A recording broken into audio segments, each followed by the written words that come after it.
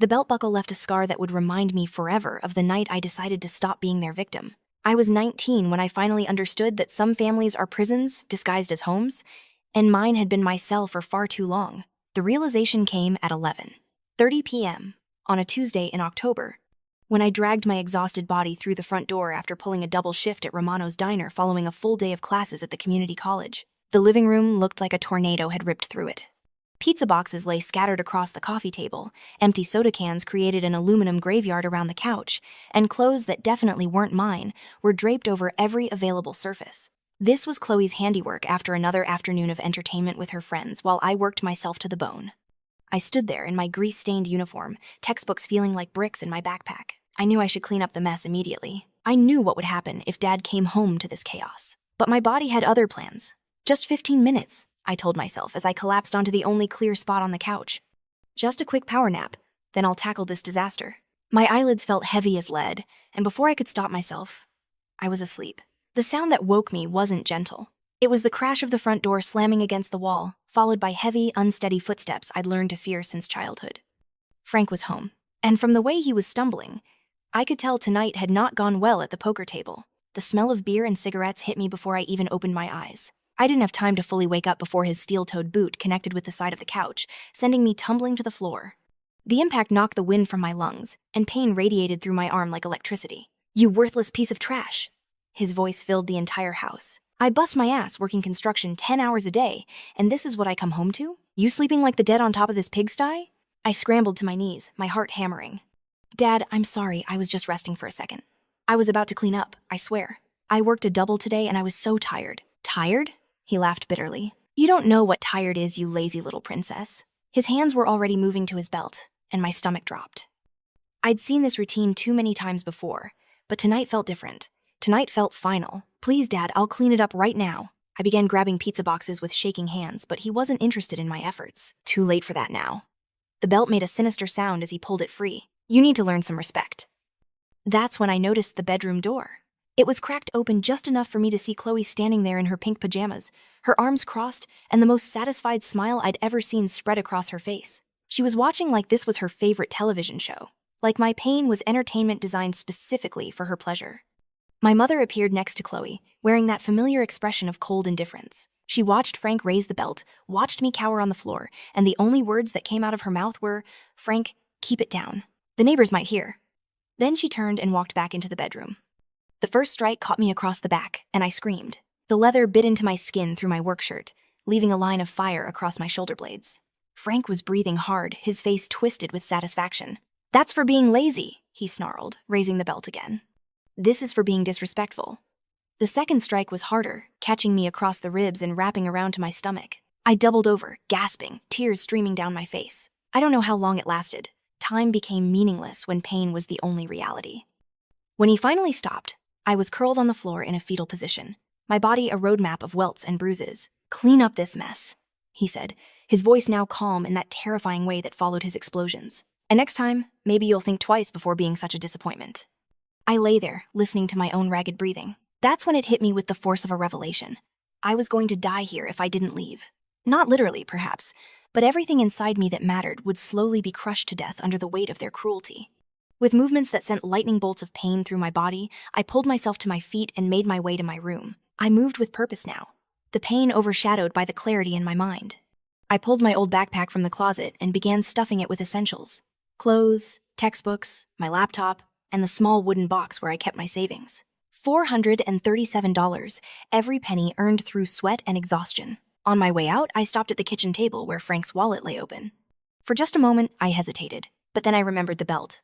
Remembered Chloe's smile, remembered my mother's cold dismissal. I reached into the wallet and took every bill I could find.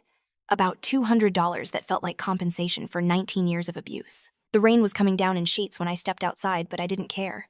Each raindrop felt like a baptism, washing away the girl who'd spent her life trying to earn love from people who had none to give. I walked through the night with no destination except away. The next few months were the hardest of my life, but also the most liberating. I found a room in a boarding house downtown, kept going to classes, and picked up a third job cleaning offices. The work was mindless but peaceful. The opposite of my childhood home where order was impossible and chaos reigned supreme. The hardest part wasn't the physical exhaustion, it was the silence. For the first time in my life, No one was screaming at me. No one was telling me I was worthless. The quiet felt strange and wonderful and terrifying all at once. 3 months after leaving home, I met Liam in my statistics class. He was everything my family wasn't: kind, patient, genuinely interested in making the world better. He was studying software engineering with the goal of creating apps that could help people manage their mental health. Our relationship developed slowly, carefully. I told him about my family in pieces, revealing the truth like someone showing old wounds that were still tender. He never pushed for more than I was ready to give, never made me feel like my damage was too much to handle. With Liam's encouragement, I started seeing a counselor at the college. Dr. Martinez helped me understand that what had happened wasn't normal, wasn't my fault, and wasn't something I had to carry alone.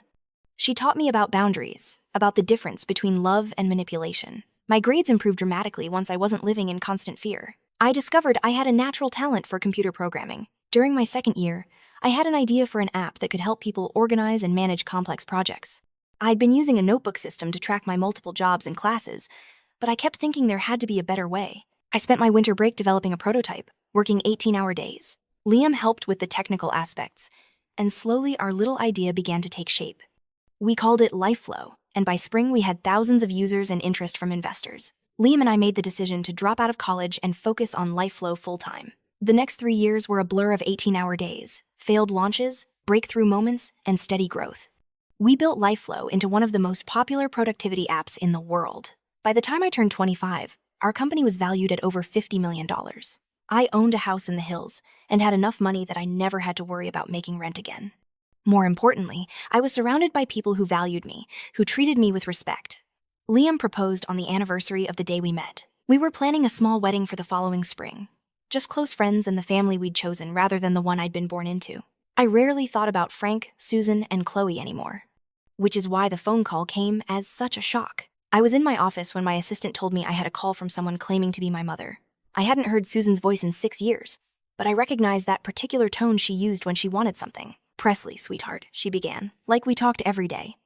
"I've been thinking about you so much lately. We all have. We miss you terribly." She painted a picture of a family torn apart by misunderstanding, of parents who had always loved me but hadn't known how to show it properly. "Your father has been sick," she claimed. "He regrets everything. We're having financial difficulties, and we thought maybe you could help." I listened with the detachment of someone watching a movie they'd seen too many times. When she finished, I let the silence stretch. "Susan," I said, using her first name deliberately, "I want you to listen carefully. I know you're lying. I know this call is about money and nothing else, and I want you to know that I remember everything. I remember the belt. I remember Chloe watching. I remember you walking away. When she tried to manipulate me further, I hung up and immediately blocked the number." The next week, my security team informed me that 3 people had tried to access the building, claiming to be my family. When that didn't work, they'd made a scene in the lobby. I decided it was time to end this permanently. The meeting was held in our largest conference room, with Liam, my lawyer, and security guards present. Frank looked older than his years, worn down by anger and alcohol. Susan had gained weight and lost most of her hair. Chloe looked exactly like I remembered, beautiful, spoiled, and radiating entitlement. They'd clearly rehearsed their approach. Frank was playing the reformed father, full of regret. Susan was the suffering mother who'd never stopped loving her wayward daughter. Chloe was the innocent sister who just wanted her family back together. "I know I wasn't always the father you deserved," Frank began. "I was dealing with stress, working too many hours, drinking too much. I made mistakes, and I'm sorry." "Which mistakes are you sorry for, specifically?" I asked. "Well, you know, the arguments, the tension, the way I sometimes lost my temper." "The belt," I said quietly. "Are you sorry for beating me with your belt while Chloe watched and smiled?" The color drained from his face. "Presslee, sweetheart, I think you might be remembering things differently than they actually happened." "Stop." The word came out like a gunshot. "I have scars, Frank. Physical scars that I can show to a judge if necessary. So let's skip the part where you pretend I'm making this up." Susan jumped in. "Even if your father was too harsh sometimes, you have to understand the stress we were under. While spending the grocery money on poker games," I added. "While forcing me to work to pay for my own school clothes while Chloe got designer everything." Chloe finally spoke up. "You're being so dramatic, Presslee. Every family has problems. What about how it felt to watch my sister just disappear one night?" I turned to look at her directly.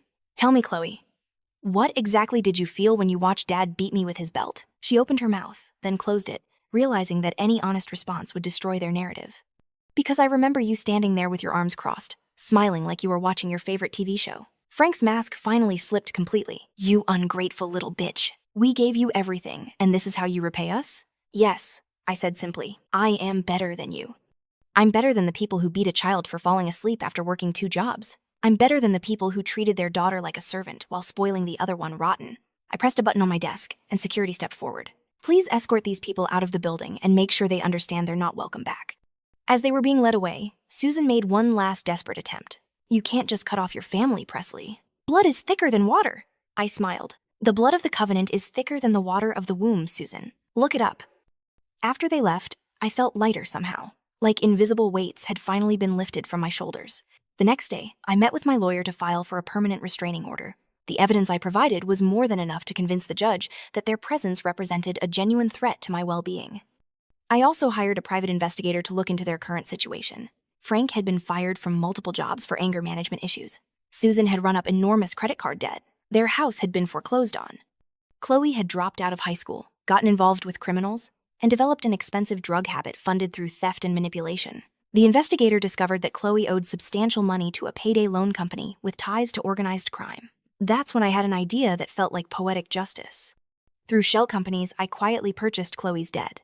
Then I had my lawyers send her a notice that her debt had been transferred with stricter collection policies. She now owed the full amount immediately, with severe penalties for non-payment. Within a month, Chloe had lost her apartment, her car, and most of her possessions. She was forced to move back in with Frank and Susan in a 1-bedroom apartment in the worst part of town. I also made sure that information about her boyfriend's criminal activities found its way to law enforcement. When he was arrested, Chloe was charged as an accomplice. Meanwhile, I was planning my wedding and expanding LifeFlow into European markets. I was featured on the cover of Forbes. I spoke at conferences about resilience and innovation.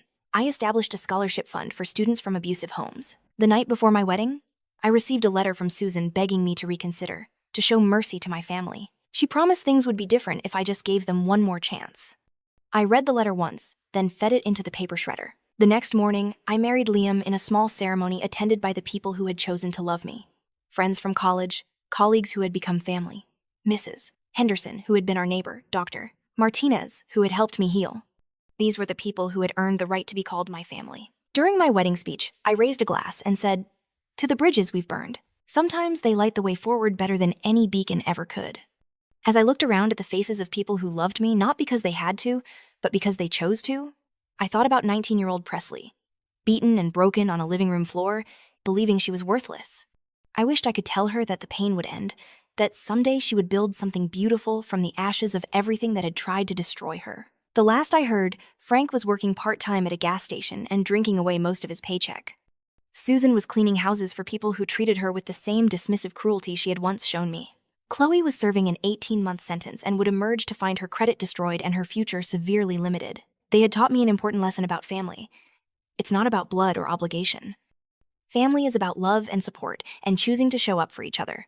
Family is about building each other up instead of using each other as stepping stones. I had found my family, and we were building something beautiful together. As for the people who had given birth to me and raised me to believe I was nothing, they were exactly where they belonged, in my past, unable to hurt me anymore, watching from a distance as I lived the life they had tried to convince me I didn't deserve. Sometimes the best revenge is simply refusing to let someone else's damage become your destiny. Sometimes the greatest victory is walking away and building something they could never understand or touch or destroy. I survived. I thrived. And I never looked back.